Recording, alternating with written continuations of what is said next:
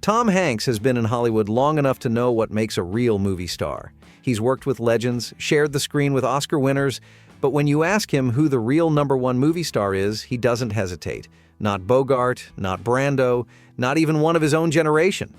For Hanks, there's only one answer: Bette Davis. He never got to work with her. She passed away in 1989, just as he was becoming a household name. But he always admired her. He once called her the most movie star of all the movie stars that have been movie stars. A bit of a mouthful, but you get the idea. He wasn't just a fan. He saw her as the standard. Hanks says no one commanded the screen like Davis. He pointed to Jezebel as her defining performance, one that, in his words, has never been topped. She didn't just act. She took over a scene. Before she even said a word, you already knew what she wanted. Hanks said just one look from Davis was enough to intimidate anyone. Clint Eastwood put it even simpler: she wasn't afraid to be salty. And she knew exactly what set her apart. "Today, everyone is a star," she once said. "They're all billed as starring or also starring. In my day, we earned that recognition." And if you look at her career, it's hard to argue with that. Davis didn't sit around waiting for great roles.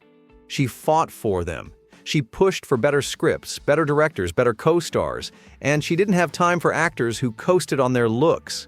She once said, "Until you're known in my profession as a monster, you're not a star."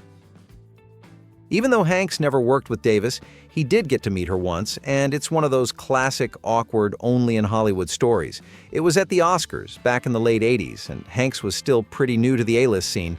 I think it was his very first Oscar, actually. He was sitting at a table with actress Arlene Dahl when Davis, looking frail but still sharp, sat down in his wife Rita's chair. For a second there, Hanks panicked. "What do you do when Bette Davis takes your wife's seat?" Dahl just laughed and said, "Oh, kick her out, she'll love it." So Hanks tried to be smooth. He leaned in, said, "You're sitting in my girlfriend's seat, but if anyone can take her place, it's you." Davis just looked at him. Then she went, "What? I can't hear a word you're saying." Not exactly the response he was hoping for, but for Hanks, that was his Bette Davis moment. She wasn't just another Hollywood icon to him. She was one of a kind. This was a lady who knew the type of art she wanted to make, he said, and she knew that only she could make it.